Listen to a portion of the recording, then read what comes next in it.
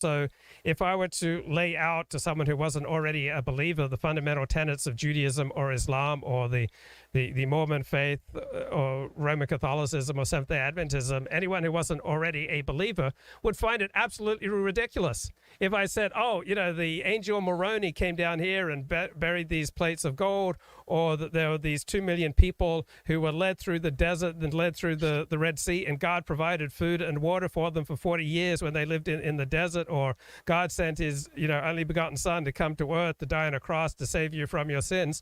Anyone who doesn't already buy into that narrative would find it ridiculous. And so too, anyone who doesn't buy into the liberal narrative about how our great fight is against ignorance and bigotry is going to find these manifestations ridiculous. But every cause looks ridiculous to someone who's not a true believer.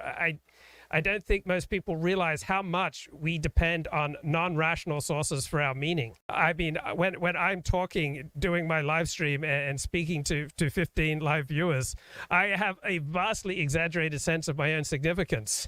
I mean, I don't think, in the end, 400 people are going to watch this stream and another 100 are going to listen to an MP3, and maybe 5 of them are going to find something, really significant in what I have to say. I would feel crushed by my own insignificance, and I'd probably give up. Instead, I have this vastly exaggerated sense of the importance of what I'm doing, and almost everyone does. I mean, we deal with people with Napoleon complexes, in the workplace often. They have, one particular task, and everyone has to go through them to get something done. And these people are strutting around. Like, men, of course, imbue their work with all sorts of absurd levels of meaning that it just objectively doesn't have. So I don't see the wokeness as any more absurd inherently than any other yearning for meaning. Where I do agree with you is that it's definitely trashing our country. So there are a lot of pursuits of meaning and significance that are not trashing our country. But the woke summer of George and its after effects leading to the deaths of thousands of innocent Americans through all sorts of horrible means, whether automobile accidents, pedestrian accidents, or murder. I mean, that is just horrific. So someone who believes something about the angel and the Mormon faith, they're not killing people, but people who push the narrative that the cops are just inherently racist and America's inherently racist, holding down the basic inherent goodness of black people, they are pushing a narrative that's responsible for the deaths of thousands of innocent people a year. Mm-hmm. Well, talking about narratives being pushed in politics, there is this thing in the media about Christian nationalism taking over the GOP, American politics. I think it's greatly overstated. I think one actually has to define Christian nationalism very carefully before saying much of anything about it. To me, it is the desire for a theocracy, in which case there's a state church, and it's a variant of Christianity, and it informs every aspect of this nation state's public policy. Very few people in the GOP want that, although the media makes it seem like Christian nationalism's on the march everywhere. I mean, you see your people like a Gab, Andrew Torba saying X, Y, and Z. They call themselves Christian nationalists. I believe that Marjorie Greene did the same, and Lauren Boebert questioned the separation between church and state. But other than people like this, you barely ever hear about it, except, on CNN and such, where they say it's coming to kill everyone. What do you think about this matter, Luke? Right. So many things to say. I was only once in my life trapped in a riptide, and I was swimming in Brisbane, Australia, and I kept swimming to get back to the beach, and I just kept getting pulled further away. Uh-huh. So we're in a riptide right now. The left has steadily gained control of all of our major institutions.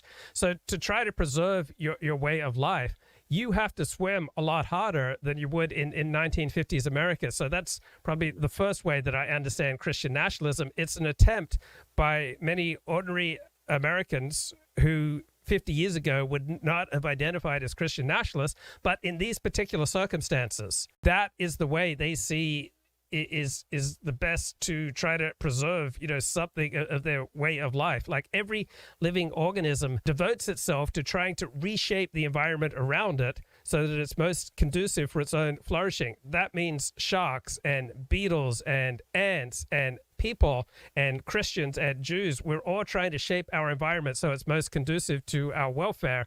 And so Christians who see a United States of America that now makes gay marriage the law of the land, where many of our elite institutions think the transsexual agenda is a wonderful thing, and that people who feel like they're a member of the opposite sex, that they can go get surgery. Like when you see that degree of degradation, when most of the coverage about monkeypox is we shouldn't stigmatize gays for participating in mass orgies with strangers.